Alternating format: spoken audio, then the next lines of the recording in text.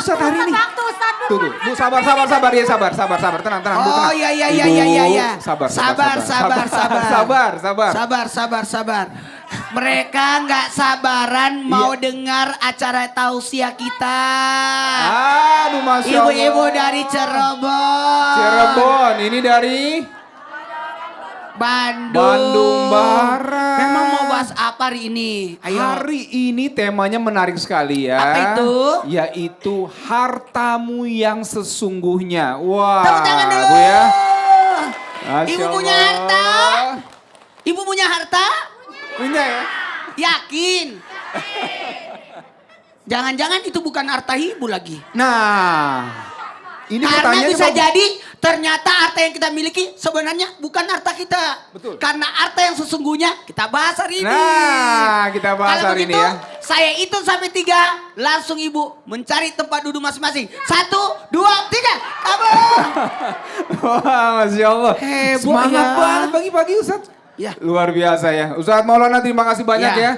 Ini hari ini Masya Allah kita sudah dimulai dengan ibu-ibu dari Cirebon dan juga dari Bandung Barat. Dan juga Ustadz Maulana tadi sudah memberikan semangat buat kita. Baik seperti tadi sudah dibilang sama Ustadz Maulana bahwa tema kita hari ini adalah tentang harta. Nah untuk pembuka di awal kita akan menyaksikan ini ada satu tayangan yang membuat hati kita agak miris dan sedih nih. Kita lihat judulnya adalah Adik Tega Tikam Kakak Sendiri Demi Warisan. Ini dia.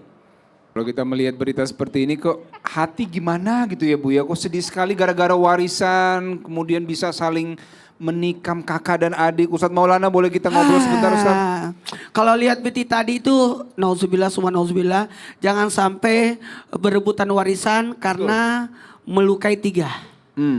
Saudara, ikatan ya orang tua, dan nauzubillah persaudaraan. Persaudaraannya. Tapi Sakit kan kasus itu. begini banyak ya Ustadz ya? Banyak banget. Banyak sekali ya. Makanya tanda-tanda hari kiamat ketika ilmu waris hilang. Wah, itu jangan sampai terjadi. Tapi kita mau tanya begini Ustadz, kalau kita bicara tentang harta, harta yang kita cari puluhan tahun, itu Iya. sebenarnya ada yang bilang nanti jatuhnya juga ke ahli waris. Oke, betul. Nah tapi harta yang sesungguhnya yang buat kita tuh seperti apa? Silakan Ustadz Oke, Maulana. makasih banyak. Makasih banyak Dude, Ustaz Sasat dan Ustaz Sam. Baik. Bismillahirrahmanirrahim. Ada yang berkata, ternyata harta yang kita cari ini kita kumpulkan sebenarnya jadi untuk ahli waris. Ketahuilah, berbicara masalah harta, ketahuilah tidak ada harta tak bertuan. Ulangi, tidak ada harta tak bertuan. Artinya semua harta harus ada pemiliknya.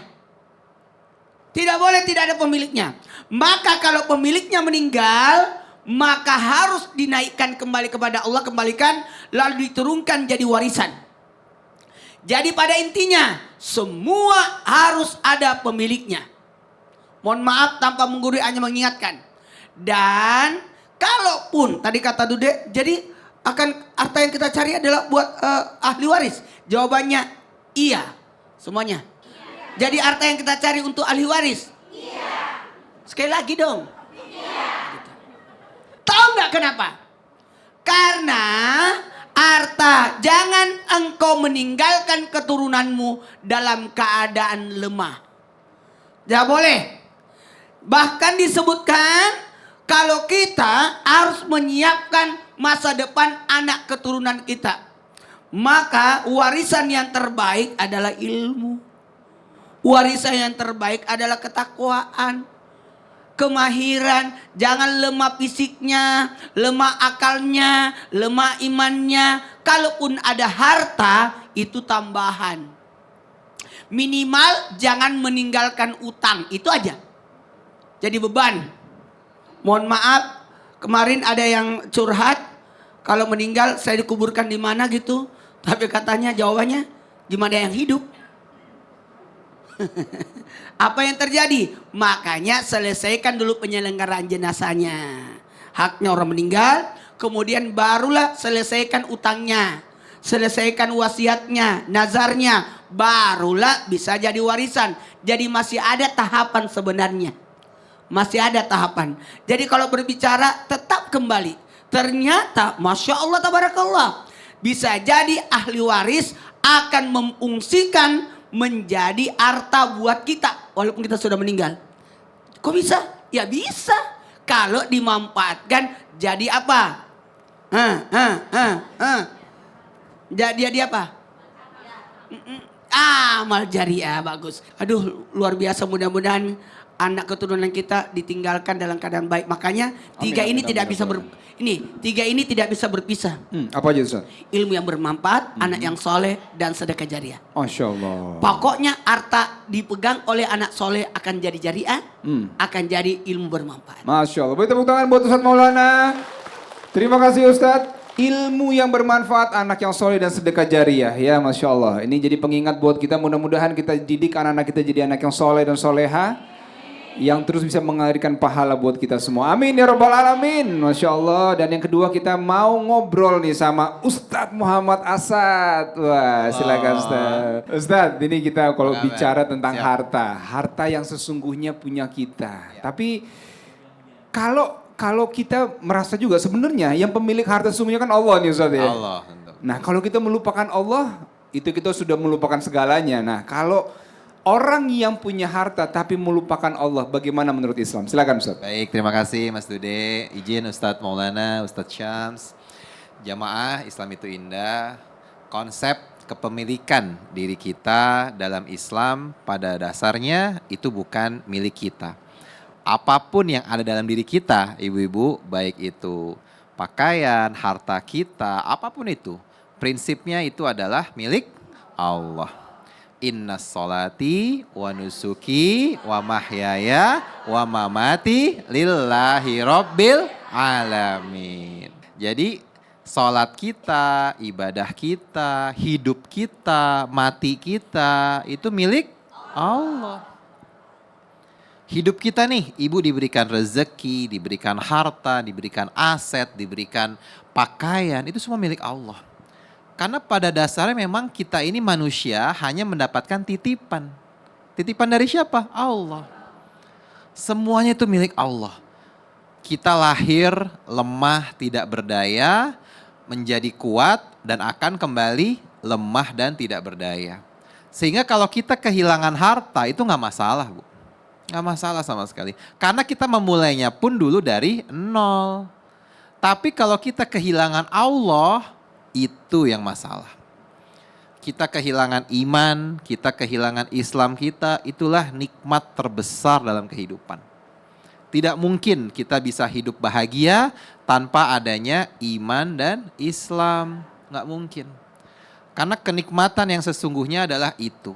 Dan apa yang Allah kasih kepada kita, harta kita, rezeki kita, karena itu namanya titipan, pemberian, maka kita harus kembalikan lagi kepada yang memiliki, yaitu Allah. Dengan cara apa?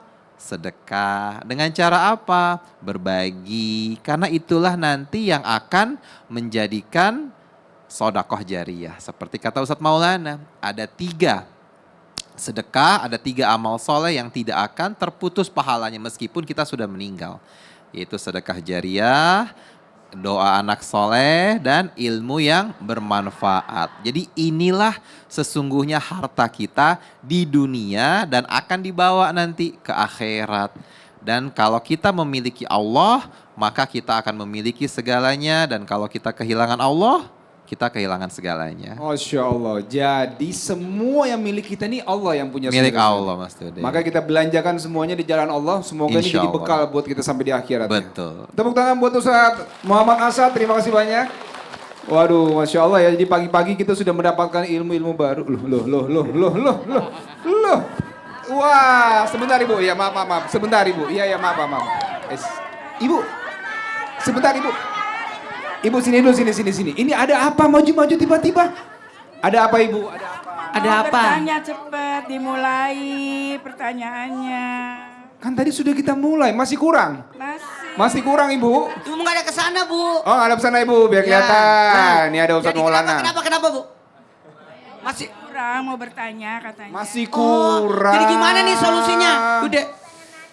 Jauh-jauh dari Cirebon pengen nanya. Jauh-jauh pengen nanya, baik Ibu. Sabar dulu ya. Sesaat lagi kita akan kembali. Siapa yang mau ngomong nih? Jangan kemana-mana, tetap di Islam itu indah. Siapa yang mau ngomong?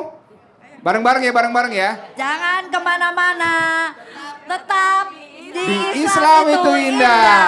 Jamaah, jamaah.